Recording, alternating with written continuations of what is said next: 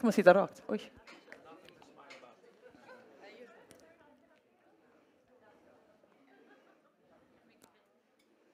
Hi, good afternoon, and welcome to this session. So wonderful to see so many people here. And I'm kind of worried about the title we've given this, Truth versus Reality, which sounds very, very highbrow, and I'm not sure we're going to solve that within the next hour or so. But it was, no, let me take it from the beginning. So Filmrum is what this is part of. Filmrum is a format that the Swedish Film Institute has. It was started by a very dear colleague years ago, Tove Torbjörnsson, that decided it was important to have a forum where one could meet the audience, but also meet colleagues and our community and talk about issues that seem important to us.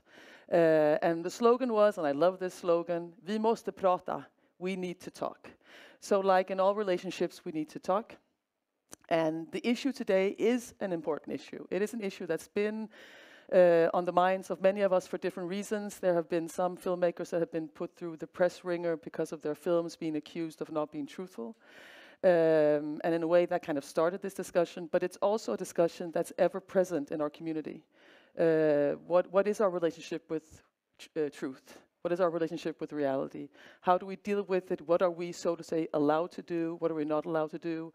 We insist upon, I say we, when I talk about Film Institute, where I am myself, we insist that documentary filmmaking is an art form, and as such the filmmaker should be free, but we are also relating to an audience and to a reality, and how do we balance this? So that's kind of the basis of this discussion. There have been, as I say, cases recently in both Denmark and Sweden that have kind of brought this to our attention. But I was hoping, or we were hoping, that not necessarily talk about this, I mean, but more talk about the issue at hand. As Axel was saying, it's maybe a sign of the times that people are reacting to the things we're doing. How do we deal with it when it happens? That's what we should talk about today, I think. And we really hope that all of you will take part of this as a discussion and as a debate. But we have a wonderful panel here to start off discussion. Carl Javér, a filmmaker in his own right, a brilliant filmmaker, but here today representing the organization Swedish Film Directors, both film and theater. Chairperson of that, Stine Skaret, producer, former film consultant but producer from Norway. Erik Gandini, professor. I love saying that. Professor of documentary film at the Swedish Film School. Right, our parents love that.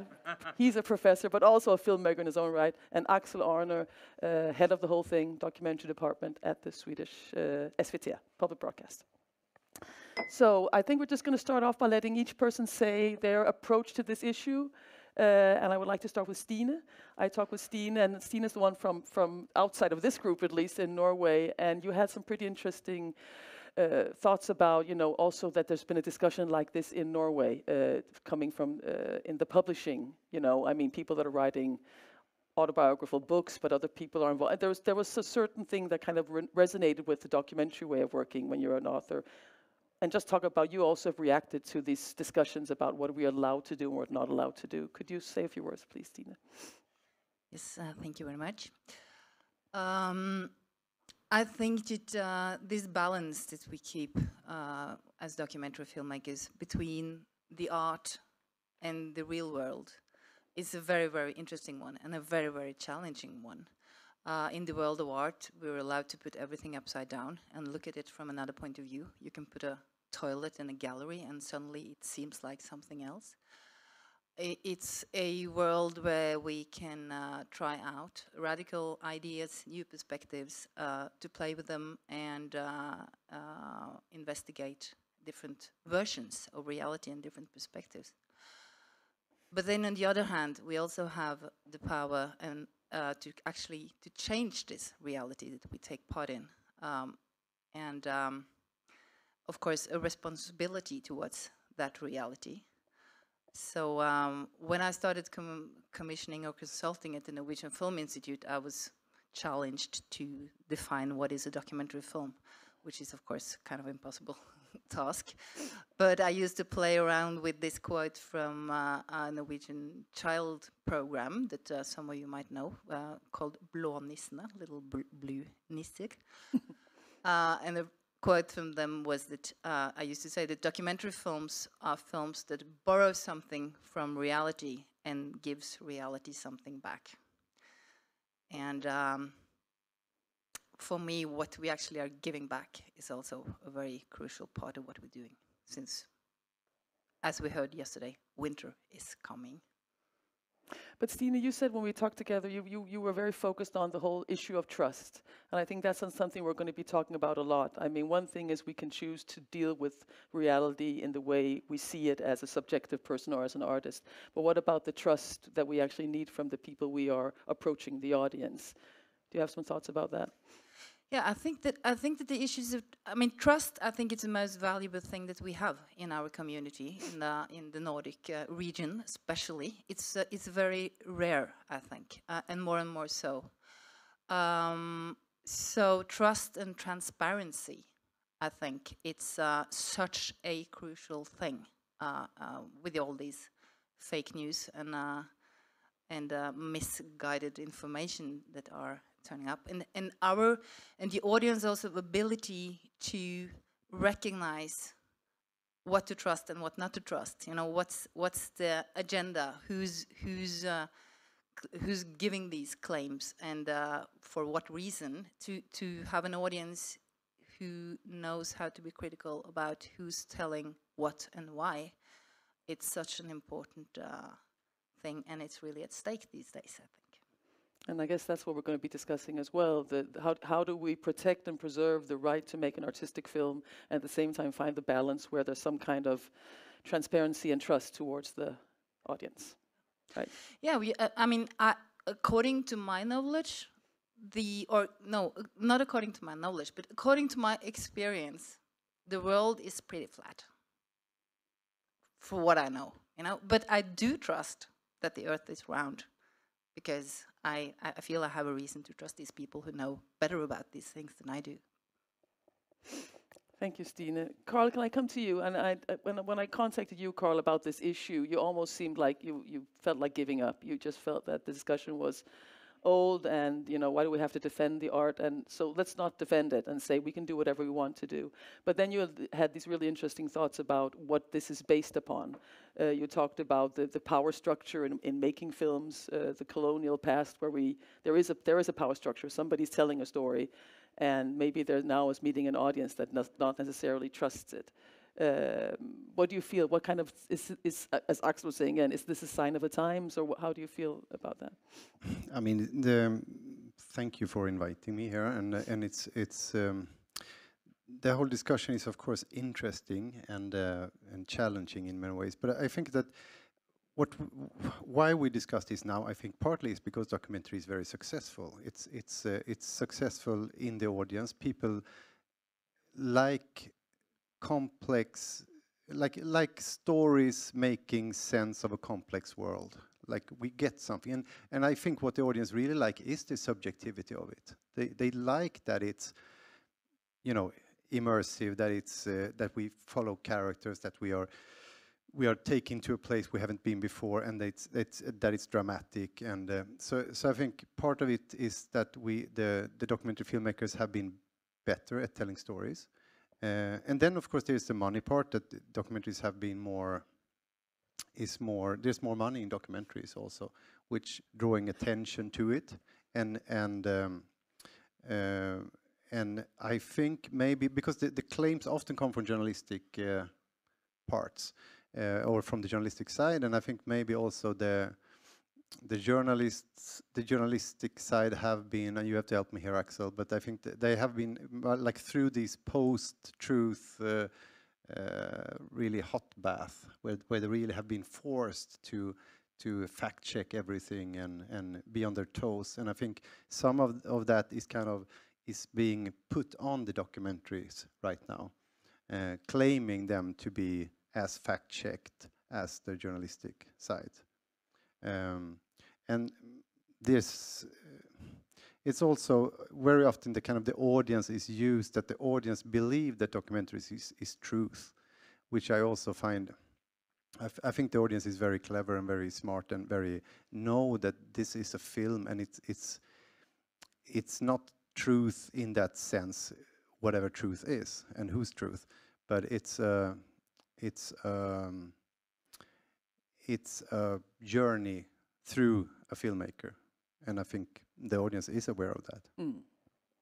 So in a way, what you're saying, Carl, is we're almost like a victim of success because of the huge focus on documentaries, and we're getting better and better at telling them we will meet this kind of a critique somehow. Yeah, and I think also people understand that stories is a factor of power, because stories defines the world, and if documentaries is up there and defining the world, documentaries also becoming more powerful and therefore political in a sense.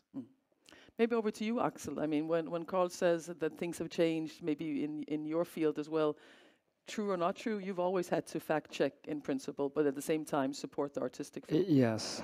So my perspective is a little bit different than Carl's. Since I'm a public service person, I'm also a trained journalist from beginning, but I've gone the whole journey from doing pieces for the news till supporting arty filmmakers like Viktor Kosakowski and Carl Javér. I think it's too simple to say that, you know, documentaries are so successful and therefore people are out to get us. I think, you know, we live in a completely different time now where there's so much at stake, and this community is traditionally always a bit left-leaning toward, we are fighting for the little person against the state, always what journalism is doing. And the whole narrative right now is the quite opposite. So us as in public service, we get much more attacks than we have done in many, many years, of course. I've been in 3, you know, big media storms in a year just for defending documentaries that we and our choices, because we have powerful enemies. We have powerful people that will are out to get us, and some have very dark agendas, some have very nice agendas, but most of them have some kind of agenda. So that's why I think that this will create more demands for also for the filmmaking community. You need to be more transparent in your decisions. I'm not saying that you can't do what you do. Do whatever you like. It's fine. But you have to be transparent about your methods. You can never be sloppy about facts. It's impossible, because that will hurt both you and us. So I would like to know, for example, if you make decisions that are based on some kind of fact that is disputable, then I would like to know it, because I am taking all the heat for you when we publish. So I mean, this is a huge subject, of course, but I mean, my bottom line is we are always subjective. Documentaries can never be objective. Of course not. When you do the first cut or the first angle with the camera, you are becoming subjective. But on the other hand, for us, impartiality and independence are the means of our existence. So it's a thin line that you have to walk on, and we can do this together. So I really want you to open up for collaboration, and we're not going to hit you with factual demands and you have to say this and that and you have to insert voiceovers and stuff like that. I think as a documentary you have a big freedom to tell your story, but that comes with a responsibility, and that responsibility is more important than ever. So spell it out for me, because I find this interesting, Axel. So what you're saying is that you see this as a sign of the times, and this is very political. So whenever attacks are coming, you see them as political. And I think that's interesting, because we as a community, we've approached it as a cultural demand or a cultural challenge, you know, our artistic freedom. That's also probably true, but I can clearly see this is happening. And we can see attacks coming against public service as a system as well, and it's difficult for us to defend ourselves. You know, it has to be defended by you guys, but also the larger community, our existence. So we need your help by being thoughtful, transparent, and also accurate, I would say. Yeah. Erik, please react. Interesting. No, I recognize exactly what you describe. I think we're a victim of a fantasy, a narrative that is being put out that that there is a need to defend the public, or the general public, because filmmakers are doing fake stories and sort of readjusting, staging things. So the little person out there must be informed about the sort of the play going on, to save truthfulness, to save democracy, and so on. And for me, it's exactly the opposite. I mean, I choose to live in this country because, I mean, I come from Italy, where you would never have this type of stable recognition of an art form, and also of the idea that it's precisely the little citizen's right to tell his or her story, which documentary is represented. So somehow the narrative that is put on us is really the opposite of what is actually happening. Documentary is extremely recognized, stable. I cannot imagine any audience in the world who is better educated about documentary than Sweden, I must say. But I don't agree with you, Axel, that it's our responsibility to be accurate. Accurate, it's a very journalistic idea about, you know, going through your sources and so on, and be able to prove everything. For me, to be accurate, and I'm sure many filmmakers recognize it, you want to be accurate with the music, to be totally precise about the feeling you want to transmit, about your subjective feelings about, or political stance even, or if you want to be drastic, or whatever you want to say in your film. You have to be accurate with your experience of reality when you encounter the reality. This is accuracy. So what I'm saying is, like, don't put this on us. I think we definitely have together find a way to stand up and say, this is an art form, we know it, it's been like that forever. Let's stand up for it, and then definitely sort of differentiate between creative documentaries and journalistic documentaries, which have completely different premises. Shall I answer? Well, maybe you can wait a minute, Axel, because I don't want it to be like a for and against, but I would like you to, may both of you react to the accuracy question. I mean, how are we accurate? What does that actually mean? And how would you... Can I just nuance that a bit? Please do. Please do. I know, I mean, if you are stating a fact, for example, and that fact turns to be wrong, or exaggerated, or somewhat disputed all over. If you present it as a truth in some way, I mean, we need to frame that in some way for us as public service broadcasters to be able to broadcast this. This is Erik Gandini's fact, or this is how he sees this situation. I have no problem with that. We have different outputs for different things. Of course, when we do investigative journalism, everything is checked to the comma. And Erik is a free animal. He can do pretty much what he likes.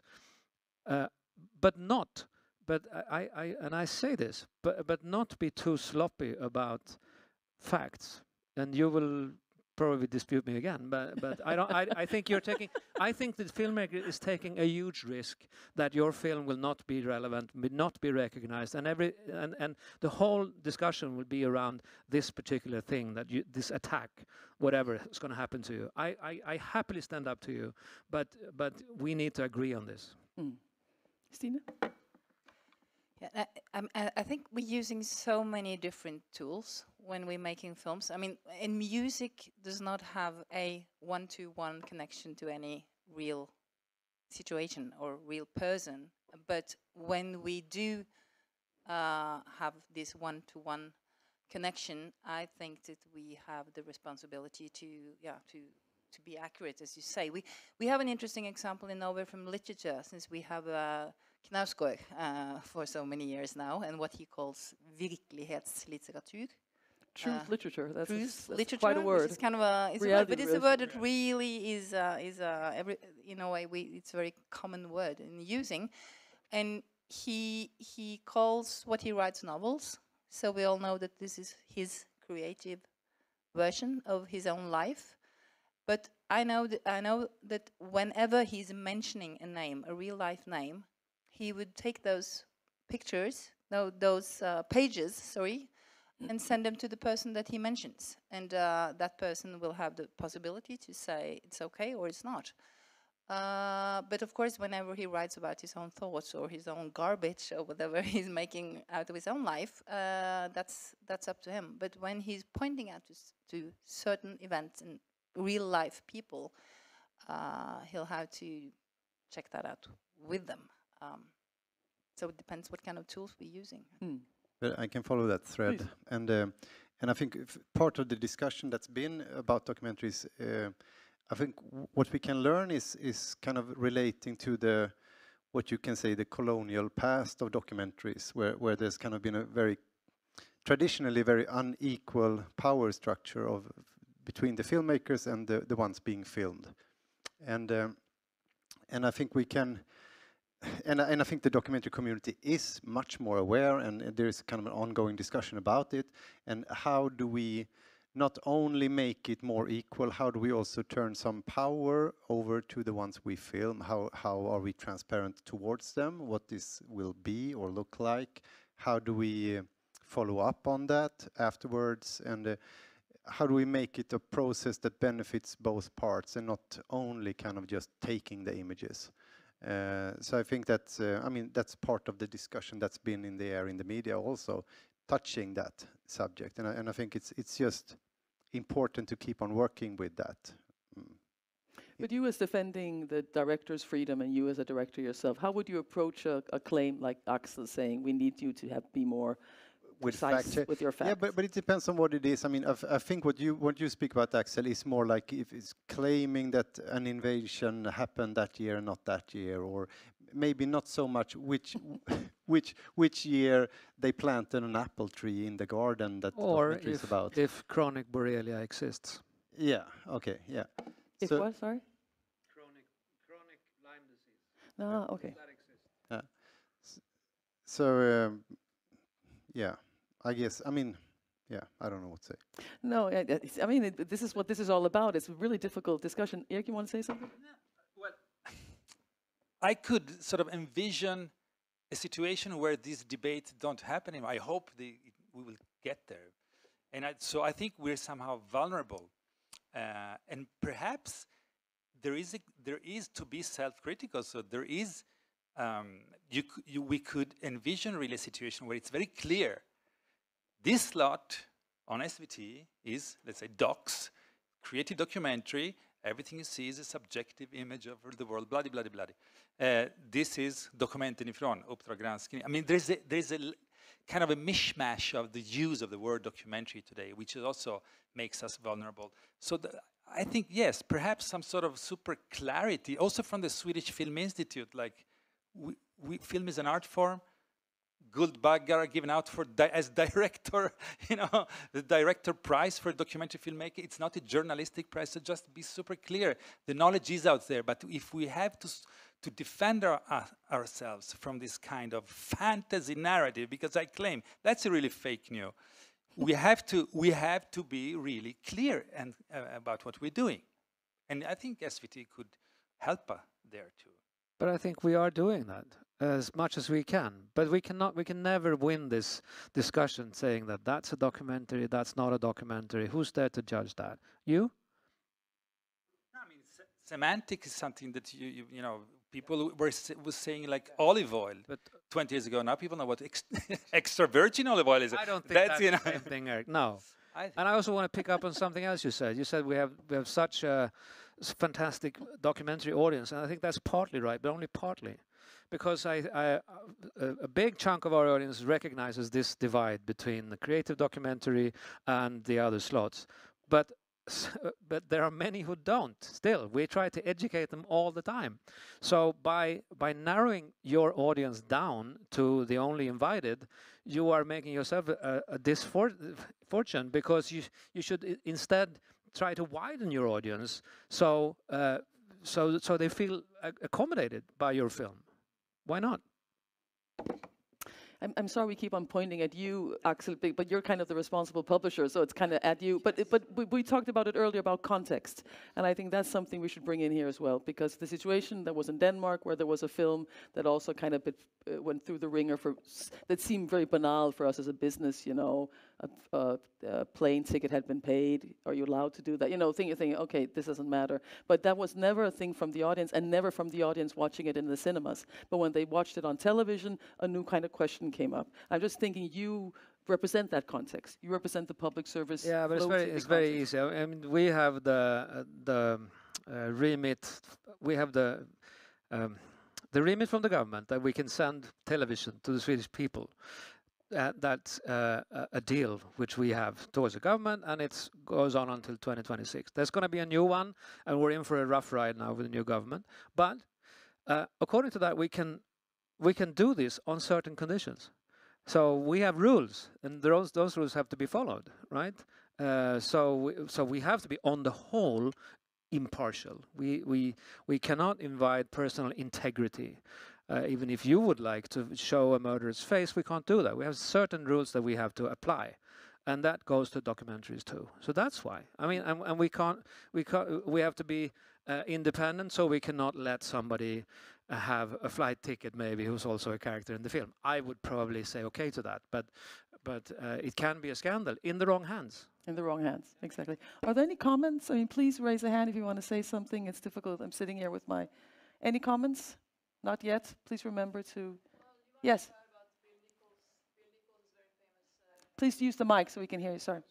So just my question is, because I'm also quite interested in documentaries, and Bill Nichols is, as you know, very famous as a film theoretician, and he talks about 6 modes documentary, and one of them is the poetic one.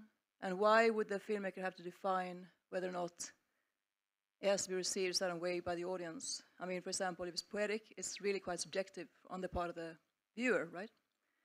So instead of having a like fact-checked documentary, the viewer will see it from his own or her own eyes, being a poetic documentary. So it's all reflective, and that's totally valid in the and that works in cinema really well, but it's harder in the public television station, or like I said yesterday, public streamer with 2 linear channels. Yeah.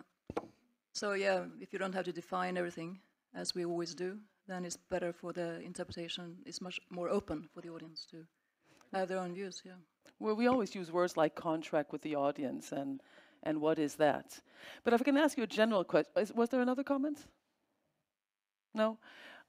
I mean, these discussions are going on all over the place, and they probably should, and maybe it's not just a sign of the time, maybe they've always done, but I know that in Sarajevo they just had a panel like this where the title was "Trust Me, I'm a Documentary Filmmaker," which I found a very funny title, and my first reaction was, fuck no, don't trust anyone. I mean, I thought it was kind of provoking. They probably wanted to provoke, but I was thinking, from where I'm sitting as a film consultant, I think we demand so much from you guys.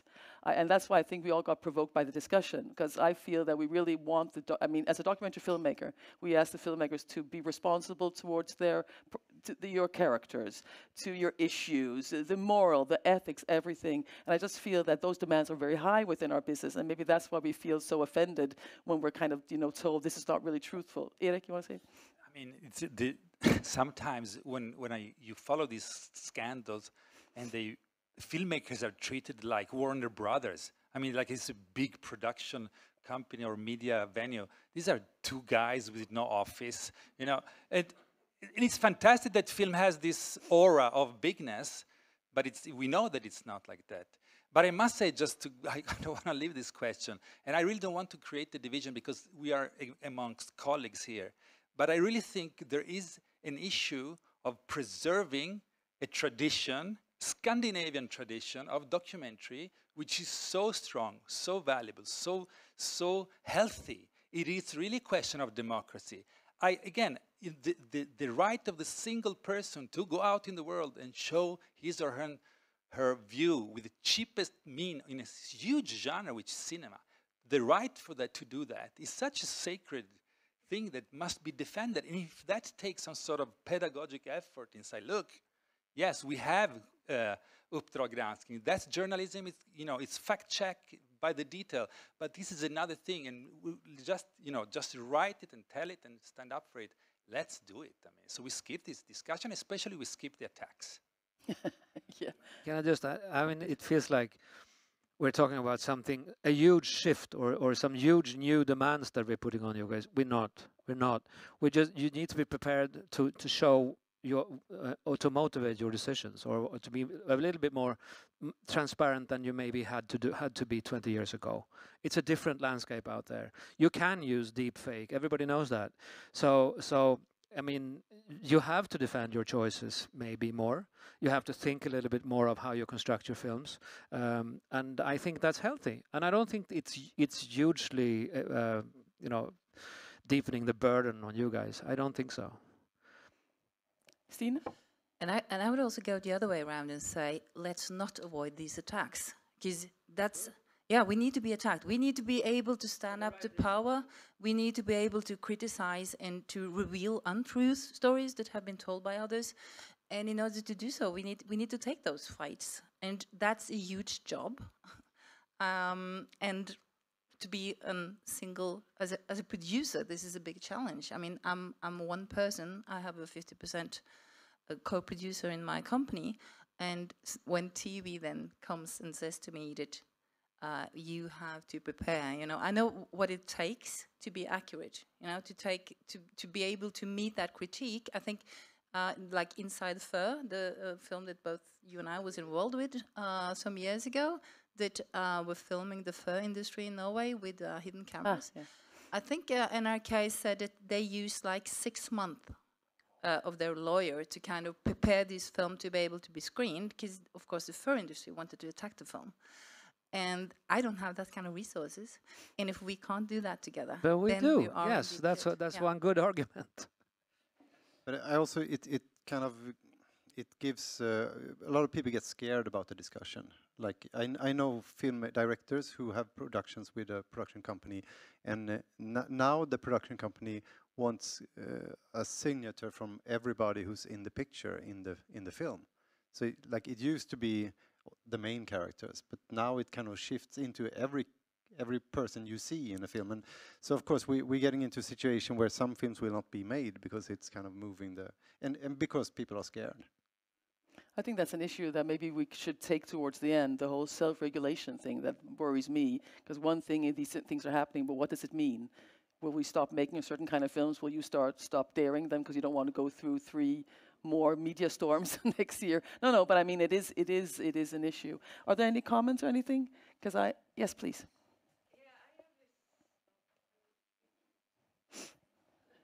Hello. I had this question because I worked long ago in the Swedish television in the news, and during this time, Swedish television started to talk about documentary material instead of documentary films. So Swedish television helped to create some kind of sloppiness around what is a documentary. And I think that is what we sort of paying for in this discussion. And maybe I think also Swedish television can help to sort out what is a journalistic documentary, as Erik was pointing out, what is a docu-soap, which is really sloppy when it comes to fact and stuff. And there are I don't know if there are necessity to be really accurate in this kind. So I mean, I think by the way you package different programs, you can really help the public to sort out the expectations. And then we would maybe not get into these troubles. Well, I'm not taking the blame for this because I wasn't around. But of course we can do it better. But we have a different situation now because we don't even have slots anymore. So everything we do is supposed to be packed into this, and then sometimes it will be a documentary on top. Sometimes there will be something else. So I mean, we are working on this issue, and we might have to rebrand everything, and also documentaries. And I welcome that discussion. I think it's good, but I think it's also very, very difficult to be the judge of, to say this is a documentary, this is not a documentary. You have to have, SVT will have certain criteria. Erik Gandini will have other criteria. I think it's simple. Yeah, but if you compare it to olive oil, it's very simple. But I think it's. It's my domain. But then, no, I think it's very simple to define what a creative documentary is compared to a journalistic documentary. I mean, that's basically what we're talking about. That's the definition. Then, again, The art form is an art form. Huh? Well, you know, it's it's not, it's this.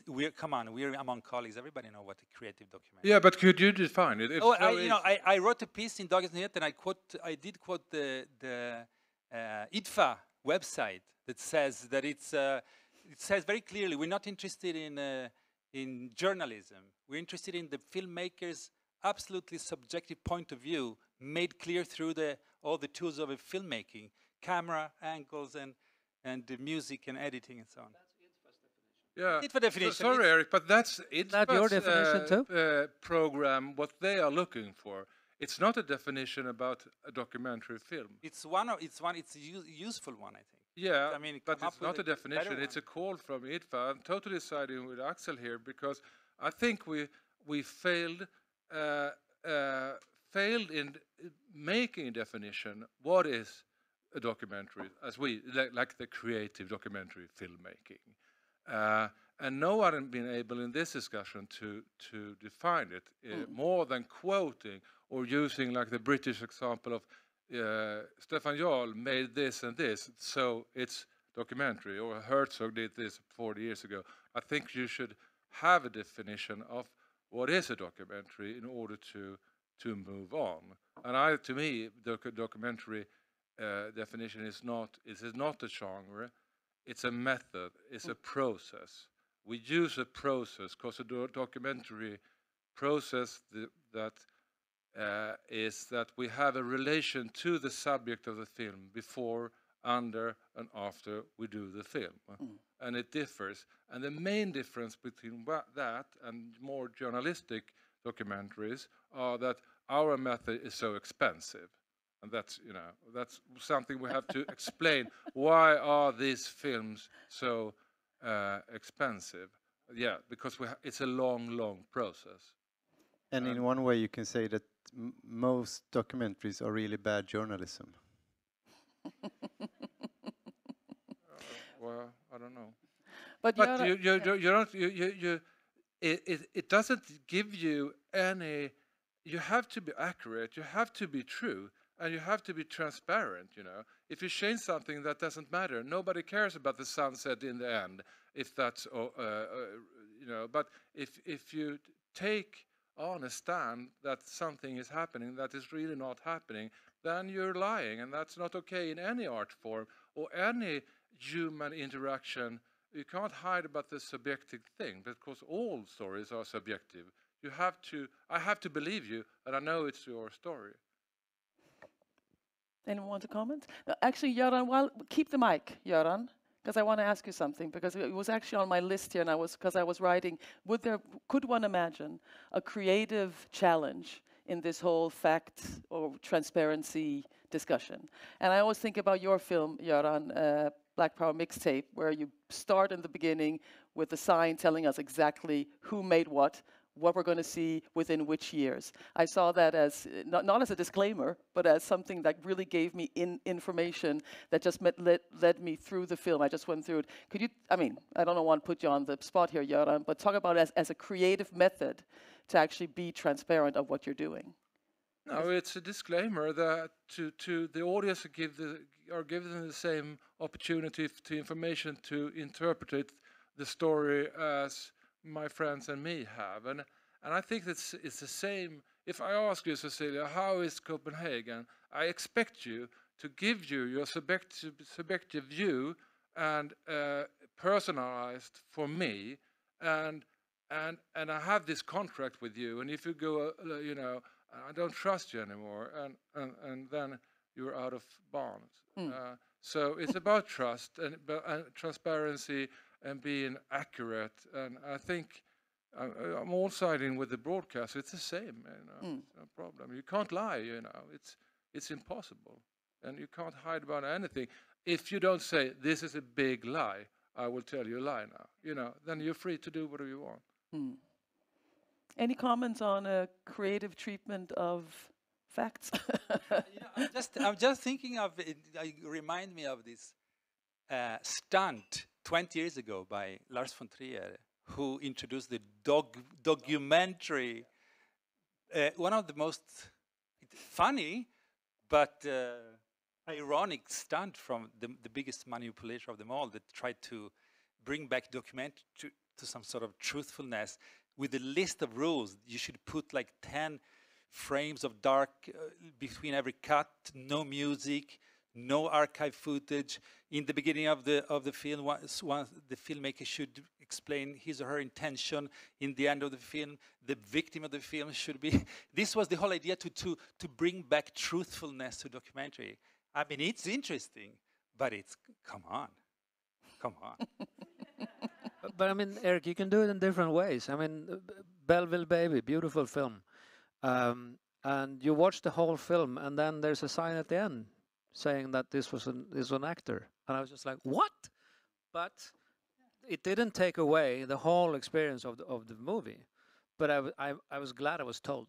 I don't argue against that. I mean, absolutely, mutual consent is the base of every conversation, for sure. But I think there is something very clarifying in the description of a creative documentary as a totally subjective view. Then you've solved all the problem from the very start.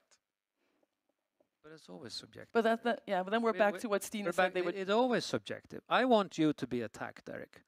But I want you to be attacked for the right reasons, for your film or what your film is trying to say. I don't want you to get attacked for some piece of information that you omitted that was crucial, or some little line that was wrong.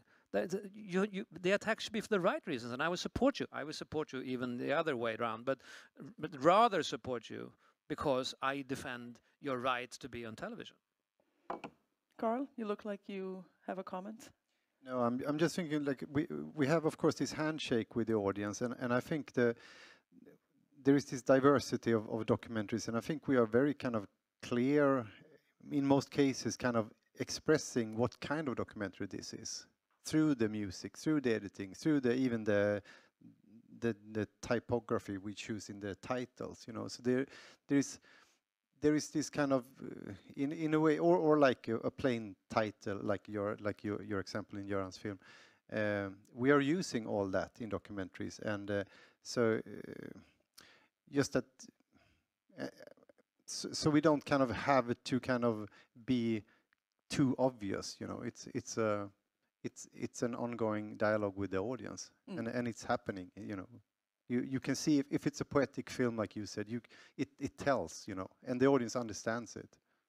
I mean, just super short. I mean, it's like imagining that you need a definition of what art is as a disclaimer in every exhibition you go to. You don't have that, right? Because we have educated ourselves into what art is. So in the moment we strengthen that idea of documentary film as an art form, we have solved the problem. But then we're back to context. Because when you go in and see an exhibition, you know you're going to see art. And here we have a publisher that publishes all sorts of things. We're not supposed to talk about Sabaya here, but when we did this this discussion, and you do know that I defended the film, and I still do. I get into a strange corner here, because Erik's answer to this is, well, this is not this is a creative film, and then all the journalistic side, what do you mean creative with truth? I mean, how much have you created this story? Is this truth or not? So it's an impossible stance to have as a publisher, to go against that kind of attack. It's impossible. I tried it a little bit, and then I suddenly felt like this is not a way I can go, because they're going to kill me totally. Stina. Yeah, and it also comes to the responsibility towards the people actually living these lives that we are depicting. That if you're saying that it's only art, well, how about the people who's actually living in these refugee camps? In this case, how would they feel about us making art about their lives and not taking any responsibility to their reality? But there's also another interesting, just to make it even more complex, as documentary film always is. Also with Sabaya and other experiences that I've been in touch with, is sometimes characters want you to take use certain tools in order to hide their reality, and that's can also be another kind of challenge. I've had characters saying, "Yes, I can contribute to this film, but I want you to make it look like I'm acting." you know, because otherwise people would point at me and say. But I mean, we had a Norwegian film just like this. It was called What Young Men Do by Jon Haukeland. He would have like young gangsters from the east side of Oslo, and they would react to their own situations that they've been through, and they kind of play themselves as characters. And the film is still presented as a documentary film. He's very transparent about how he's doing this and why he's doing it. And yeah, just a short story of that, because I had my daughter she was 15 at the time, and she would help me. I was consulting the film, and she would be my consulting assistant. And her first question when we were going to watch this for the first time, like a rough cut, she would say, "Oh, is it a documentary or is it a fiction?" And I would say, "Well, just watch and see." And then one of the first scene is the police knocking on the door and having a riot at the house of this young boy, and the scene is shown in slow motion.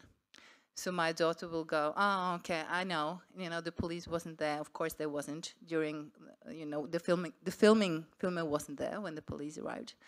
So she kind of cracked it. And then an hour later, the guys goes and they steal a car. And my daughter will go, "Oh my God, they're so stupid. Why would they do that while that woman is still filming?" So at that point, she totally forgot. And of course, the best thing, of course, she thought it was a woman filming. It was actually a man, but that was my victory. But the point, I mean, you can do such a thing and be transparent about it and still have your audience live your story. You know? Any comments? Let me shortly go back to the question of art. I think that might be where we differ a lot, because I'm more like Göran. I tend to think documentary is more of a method, but with that method you can create a piece of art. So it's really semantics here, and I think we should talk about that more. But a lot of it is semantics, but it's not just semantics. It's exactly as Göran says, we're not even able to define what we call a documentary because it's so complex. And maybe also are insisting that it is both, you know, because fact, you but also don't art. want the documentaries to be seen only in museums and in obscure films in film festivals. You really need a bigger audience than that. Exactly. Carl? And then, of course, we have all the hybrid films coming, opening up another space and another relationship to the audience, like the dance and the play between what is real and what is not real, and actors in a documentary setting. And of course, you if you label that, you kind of, the effect is gone in a way.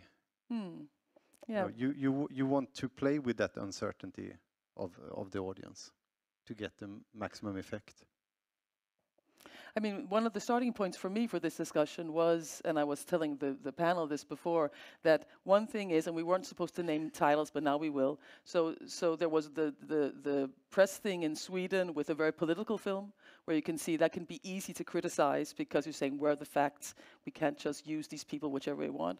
In Denmark, we had a film which was about a Danish pop musician, and it was clearly staged, and everything was very clear. And even that became, you know, something people discussed, because can you make a film that way? Are you allowed to certain things? And I just find that very interesting, that there is actually the exact same reactions from everyone around it. I mean, DR went out and said, "Oh, sorry, we should have checked this better," and I simply don't know what they should have checked. Because, I mean, is it really important if a plane ticket has been paid? I mean, isn't that just, you know, below whatever level? But we're so afraid of the audience somehow. We're so, or maybe not afraid. Tell me, Axel. Not the audience. We're not afraid of the audience. We're afraid of the journalists? But sometimes broadcasters become very sensitive. So I just told you that I have friends who are heads of stations and documentary places that now call me and say, what am I going to do with Sabaya? We bought it, and we are too afraid to put it out. And that's really something that bothers me. You know, because the film needs to be out, to be discussed, to be talked about. So it's a pity. So maybe when we end this discussion, you can give us a highlight of what things you would need for each film, basically, so you can defend. No, but Axel, you're saying. People know this. Most people know. Okay. Erik, you want to say something? Please. I just had a question. You said you couldn't talk about the film Sabaya, but I was just curious why, or could we? because I'm curious about this thing about consent. From what I've read, people wrote that they would be taking a part of it, and then it was all of a sudden like stopped and pulled away from the festivals in America. And well, I think it's an interesting topic, so I'd like to know a little bit more. But the reason we don't want to talk is not that we don't want to talk about it, but if we start talking about it, it's just that. And this is a much bigger discussion. It's one example of many, and it's been. You want to say something about it? No, we can talk about it later if you want. That question has been solved for a long time ago. Yeah. Yeah, and then I just have a question about this consent thing. Because before you film, you usually get the consent. Then you make the film, you edit it, and you create a story that's maybe not so favorable for the subject or one of the subjects. What do you do then? I mean, is it okay? Or? As I said, let the filmmakers answer that one, because that's about the relationship with their characters. Yeah, so what do you do? Yeah, and I think that's super important to I mean, one of the kind of the task of a director of documentary is to have the access and keep the access through the whole process, which includes even after when the film is made. So it's a part of the work to do that. Erik? Yeah, I mean, I think all that discussion is really good. I mean, also connected to Sabaya, the whole knowledge about, for example, victims of sex crimes in war situation. There was no knowledge about that. Or no knowledge, there was no awareness. There was something called the Murad Code that came out. I really recommend you to look it up. That really sort of put the focus on, you cannot just, because this woman is a victim and there is a reason to expose her. There's really something to think about in terms of timing, when it's opportune to do it, and so on and so on. So all this discussion about it's really something that will make film better for sure, and it's something that didn't exist before. But Erik, speak a bit about the relationship with the characters in your film or participants when you end up editing it, and what does. No, I have learned also, if you do political documentaries, you really have to make sure to have people's. Maybe you film someone that you don't like, right? So you have to be sure to be. If it's a person of power, you want to use this person for your purpose to say something that this person would never say. Let's say. So that's the situation. Of course, if there's it's a whole range, it's a whole discussion. But of course, you have characters you sympathize with or victims. Then you want to treat them with a much different attitude. But there's definitely a new culture of release forms and stuff, which is good somehow in the end. We are powerful people as soon as we have cameras in our hands. So. There's also have been some legal differences between countries on if you needed written consent, or if you could have audio consent, or just a verbal kind of agreement. So there's you probably know about that, Axel. Well, I just heard something new that I didn't know, that a release form is not as strong as a contract. So filmmakers out there, you should make a little contract with the protagonist saying that if you are part of this film, I will give you a DVD of the film or something. So that counts as a contract. This was a German situation that we had with one film. Which can be really difficult, because when you do a documentary, you create a relationship that is close to a friendship, and you don't ask your friends to make a contract that you're friends with them. So it kind of gets all this, and it's also in different cultures also. It can be like a written is not really a proper thing to do, And then there's a whole field of influence which comes from research. We talk about informed consent. So if you do research with human beings, you want them to be informed. And that becomes tricky in a documentary if you just translate it into a documentary situation. Stina? Yeah, and it's always a question of power. I think who's got the more power. We just had a Norwegian film, Makta Rår. What's the English title? Anyone? What do you say it was called? Makta Rår, about a Norwegian politician and the Me Too case. Oh, that one, yeah.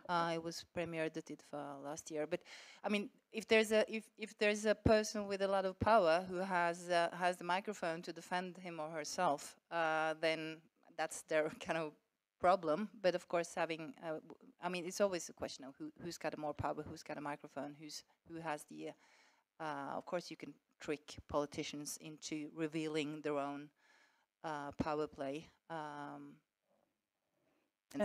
And about relationships in the end. And there might be filmmakers out here that want to contribute to this discussion, because in my experience, I've met filmmakers that would say they would do anything for the film, and if that means they have to challenge a relationship, fuck that. But there will also be people who say, I would never ever edit a film that would in any way hurt the people I've been following for 3 years. So it's all about your approach as a filmmaker. Yeah, right? and what we see also with like big music documentaries on Netflix, that they are only made when the participant is the co-producer or the main producer, and then it's kind of, does it become a free documentary, or does it become an interesting documentary when the people being portrayed has all the powers of their portrait, so to speak? So maybe it's not a documentary. Maybe it's not. Or even there's, I mean, in Norway, I guess it's pretty much the same. In Norway, we have the rules about the hidden cameras, which is very useful. I mean, you are allowed to use a hidden camera if that's the only way you can reveal information that is of big public interest. And I guess that's the same with tricking friendships, or getting your relationships and like turn your back to people after. If that's the only way to get out information that is crucial for democracy and society, then. I mean, it's kind of just the whole GDPR thing has shaken definitely the method, and there's the interesting thing there that if you are doing a commercial, let's say, then you have to be, you cannot do anything. If it's an art, if you're doing art, you're very free. You can really shoot people in the street, and you're fine with that. So that's another reason to claim this right of documentaries. So we're back. Sorry, So we're back to full circle. What you said in the beginning, in a way, that it's not about what you're allowed to do or not, but what you need information to either protect the project or to defend it, right? And is that it is so that you have a new protocol for kind of, you want more discussion with the production companies about the production? We work together all the time. We work with Erik too, but of course. But I mean, most filmmakers they know where the small dangers are in their storytelling. So let's put them on the table and say, I did this. What do you think about that? So we can have that discussion before. I like that, because you are becoming more vulnerable. It's much easier also to challenge a film in a way. You can challenge it on YouTube or on different news outlets and everywhere, and some of them will gladly attack you. But they should do it for the right reasons, not for the wrong reasons. Listen, we're like minus 8 minutes until happy hour, which is the most important time of the day. So we don't want to run over. And so if anyone has a comment, bring it out now, I mean, within the next few minutes. And I would like to end this discussion with my concern from earlier, which is self-regulation. I mean, because we don't have censorship and we can do whatever we want. SVT is defending us, everything is fine. But is there something in this discussion that is scary for me? It is that we might just slightly avoid some things because it becomes too difficult, or we find that it's necessary to be more clear and thus not as daring artistically. What do you think about that? I mean, Erik, you're a professor at the film school. What do you say to your students? I work in an environment that is so beyond this. I mean, people, my colleagues, the PhDs I work with, from Mia Engberg to Marcus Lindé and Esther Martin. You don't want to know what the kind of discussions about what they're exploring, and it's very valuable. There is a forum for experimenting, going out with very open questions about aesthetics and stuff like that, and within filmmaking, which is not necessarily even meant to become a product in the end of film.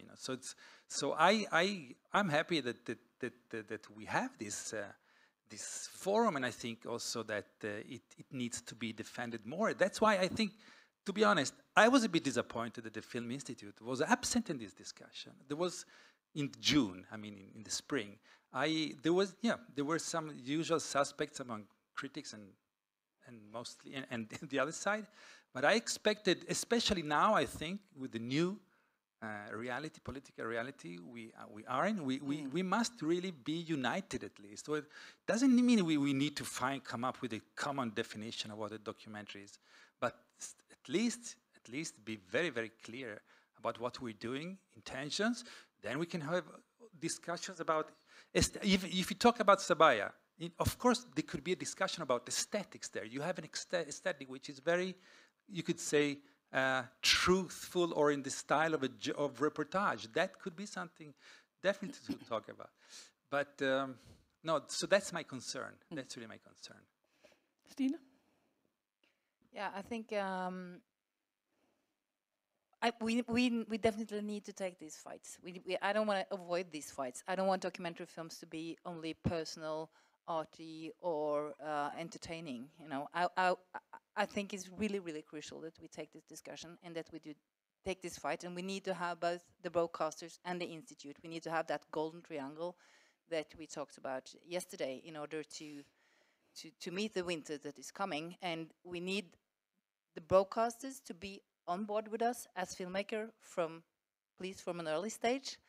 And we need the institutes I mean, because now it's like when I speak to my public broadcasters in Norway, they will go like, oh, this sounds like such a festival film. Like, that's a bad thing, you know? Oh, this sounds like a, you know, we need all the powers on deck. And we need to take these discussions more often instead of avoiding them. Carl? Yeah, I think we... what can I add?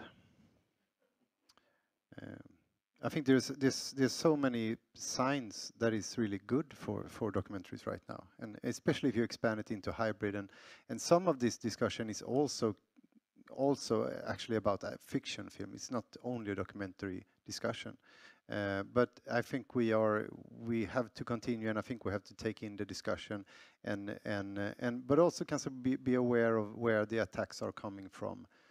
And what their agendas are. So there's like a continuation of the kind of artistic exploration of what film can be, and at the same time the more politicized reality we're living in. And a final word from you, Axel. You've been on the spot here, but one you of get the the final word now. Yeah, yeah. But one of the things we always say as public workers is that we do and we can take risk that the commercials don't take. So I would like to say that I am prepared to continue to take the risk, and I would really encourage you to do the same. It's tough out there, but we're in this fight together, and I will defend you, but I will defend you for the right reasons, not the wrong ones. So let's get out there and rock the world. Thank you so much.